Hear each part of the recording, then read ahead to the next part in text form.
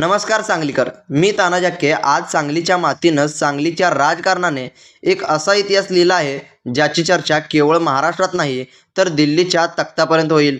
61 जागांचा हा रणसंग्राम ज्यामध्ये दिग्गज नेत्यांची प्रतिष्ठा पणाला लागली होती, त्याचे निकाल आता आपल्या समोर आहेत. पण मित्रांनो, हा निकाल केवळ हार जितीचा आकडा नाही, हा निकाल आहे बदलत्या वाऱ्याचा, नव्या समीकरणाचा आणि सांगलीच्या नव्या उगाचा उगम. आज आपण पाहणार आहोत की ज्या राजकारणात काका पुतणे किंवा दोन्ही राष्ट्रवादी एकमेकांचे कट्टर शत्रू मानले जात होते, तिथेच सांगलीत मात्र चित्र पलटलंय. अजित पवारांची राष्ट्रवादी संजय काका पाटील गट आणि त्याचबरोबर शरद पवारांची राष्ट्रवादी जयंत पाटील गट, हे दोन्ही प्रवाह जेव्हा एकत्र येतात तेव्हा भाजपचा बालेकिल्ला कसा ढासळतो हे आज या निकालानं सिद्ध केलं आहे. जतपासून शिराळ्यापर्यंत आणि विट्यापासून कडेगावपर्यंत नेमकं काय घडलं, भाजपला रोखण्यासाठी करण्यात आलेली ही गुप्त हात मिळवणी, ही या निवडणुकीचा सर्वात मोठा मास्टरस्ट्रोक ठरली आहे. आजच्या या विशेष महा एपिसोडमध्ये आपण प्रत्येक तालुक्याचा, मग दुष्काळी जत असो किंवा बागायती वाळवा असो, चुरशीचा खानापूर असो वा क्रांतीचा जिल्हा मिरज, प्रत्येकाच्या कानाकोपरा पिंजून काढणार आहोत. आणि सर्वात महत्त्वाचं म्हणजे सांगली जिल्हा परिषदेवर आता कोणत्या गटाचा झेंडा फडकणार, जयंत पाटील यांच्याच पसंतीचा अध्यक्ष कसा बसणार, याचे सत्तेचे गणित आपण मांडणार आहोत. चला तर मग सुरू करूया सांगलीच्या राजकारणाचा सर्वात मोठा ग्राउंड रिपोर्ट, पक्षनिहाय आकडेवारी आणि सत्तेचे महागणित. मित्रांनो, सर्वात आधी आपण 61 जागांचे अधिकृत पक्षनिहाय आकडे पाहूया. या आकड्यामध्ये सत्तेची खरी गुरुकिल्ली दडलेली आहे. अधिकृत पक्षनिहाय निकाल: राष्ट्रवादी काँग्रेस पक्षाला म्हणजे शरद पवारांच्या राष्ट्रवादीला 19 जागा या सांगली जिल्हा परिषदेच्या निवडणुकीमध्ये मिळाल्या आहेत. आणि त्याचबरोबर सर्वात मोठा पक्ष हा सांगली जिल्ह्यामध्ये राष्ट्रवादी काँग्रेस पक्ष राहिला आहे. तर मित्रांनो, याच्यानंतर 2 नंबरचा पक्ष बघूया. तर मित्रांनो, 2 नंबरचा पक्ष आहे तो म्हणजे भारतीय जनता पक्ष. तर मित्रांनो, या निवडणुकीमध्ये भारतीय जनता पक्षाला थोडंफार अपयश मिळालं आहे. म्हणजेच भारतीय जनता पक्षाला 16 जागा या सांगली झेडपीवर मिळाल्या आहेत. आणि त्याचबरोबर 3 नंबरचा पक्ष आहे तो म्हणजे काँग्रेस पक्ष. तर मित्रांनो, काँग्रेस या पक्षाला सांगली जिल्हा परिषदेच्या निवडणुकीमध्ये 11 जागा मिळाल्या आहेत. आणि मित्रांनो, त्याच्यानंतर शिवसेना पक्षाला सुद्धा 8 जागा, अशा प्रकारच्या जागा या एकनाथ शिंदे यांच्या पक्षाला सुद्धा मिळाल्या आहेत. आणि त्याचबरोबर राष्ट्रवादी अजित पवार गटाला म्हणजे सर्वाधिक महत्त्वाचा पक्ष जो आहे त्या महत्त्वाच्या पक्षाला 4 जागा मिळाल्या आणि त्या 4 जागाच या निवडणुकीमध्ये अतिशय डोकेदुखीचं काम झालं आहे. त्यामुळे मित्रांनो, या निवडणुकीमध्ये भाजपला हे 4च जागा या जड जाणार आहेत. आणि त्यानंतर मित्रांनो, पक्ष आहे तो म्हणजे जनस्वराज शक्ती पक्ष. तर मित्रांनो, जनस्वराज शक्ती पक्षाला सुद्धा 1 जागा ही सांगली झेडपीवर मिळाली आहे. आणि त्याचबरोबर उद्धव सेनेच्या शिवसेनेला 1 जागा आणि त्याचबरोबर रयत क्रांती संघटनेला 1 जागा, अशा प्रकारचं आकड्यांचं समीकरण हे सांगली झेडपीवर प्रत्येक पक्षाला मिळालं आहे. जिल्हा परिषदेत स्पष्ट बहुमतासाठी 31 हा जादूचा आकडा आवश्यक आहे. इथे खरी गंमत आहे, महाविकास आघाडीमध्ये Rashtravadi SP 19 plus Congress 11, Shiv Sena UBT 1, एकूण 31 जागा होतात. म्हणजेच महाविला स्वतःच्या हिमतीवर सत्ता स्थापन करू शकत नाही. पण सांगलीत राजकारण इतकं सरळ नसतं. इथे संजय काका पाटील यांच्या नेतृत्वाखाली अजित पवार गटाच्या 4 जागा निर्णायक ठरल्या आहेत. जयंत पाटील यांनी अतिशय चतुराईने संजय काका गटाला सोबत घेऊन हे संख्याबळ 35च्या वर नेला आहे.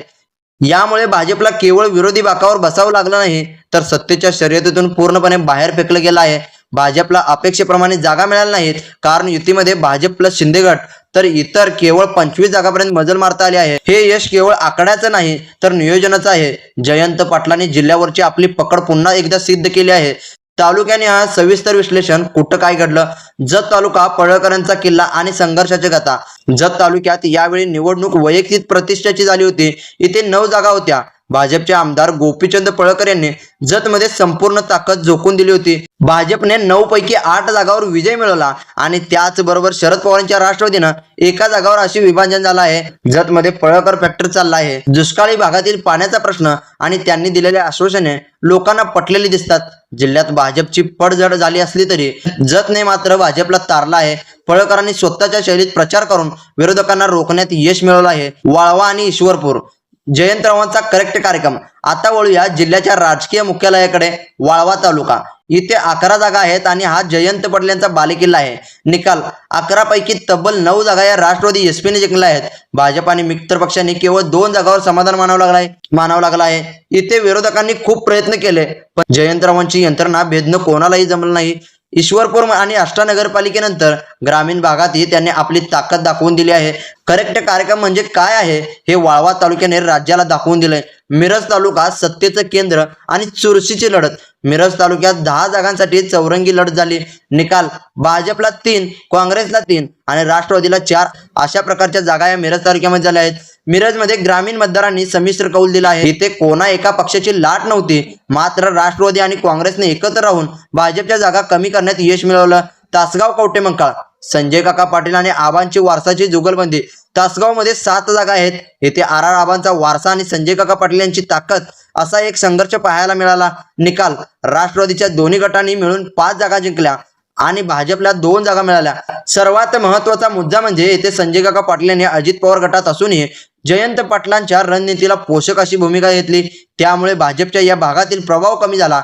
आटपाडी आणि शिराळा खानापूर, काट्याची टक्कर. आटपाडी 4 जागा, इथे भाजप 1 आणि शिवसेना 3 असा सामना मिळाला आहे. पळकर यांनी पाटील गटात येथे जोरदार संघर्ष झाला आहे. शिराळा 4 जागा, मनसिंगराव नाईक यांनी आपला शब्द राखला.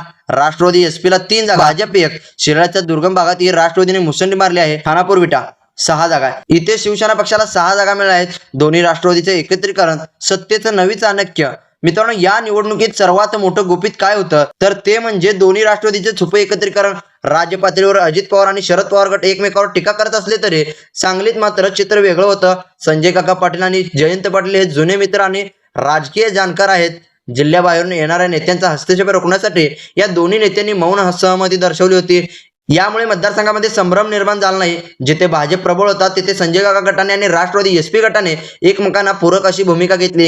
ही सांगली पॅटर्नची हात मिळवण्याची भाजपच्या पराभवाचं मुख्य कारण ठरले आहे. सत्तेसाठी लागणाऱ्या 31 आकड्यांची जुळवाजुळव करताना जयंत पाटलांनी ज्या चाली रचल्या त्यामध्ये संजय काकांचा पाठिंबा गेम चेंजर ठरला. सांगलीचा नवा राज्यात झेंडा राष्ट्रवादीचा. आता प्रश्न उरतो, सांगली जिल्हा परिषदेचा अध्यक्ष कोण? निकालाचे आकडे पाहता राष्ट्रवादी काँग्रेस एसपी हा सर्वात मोठा पक्ष आहे. त्यांच्याकडे 19 जागा आहेत. काँग्रेसच्या 11 जागांचा पाठिंबा त्यांना आधीच आहे. तसेच संजय काका पाटील यांच्या 4 जागांची साथ मिळाल्यावर ते पारडं जड इतकं झालं आहे की आता सत्तेचा मार्ग ईश्वरपूरच्या राजवाड्यातूनच जातो. येणारा अध्यक्ष निश्चितपणे राष्ट्रवादीचाच असेल आणि तो जयंत पाटील यांच्याच पसंतीचा असेल. सत्तेची सर्व सूत्र आता पुन्हा एकदा जयंतरावांच्या हातात एकवटले आहेत.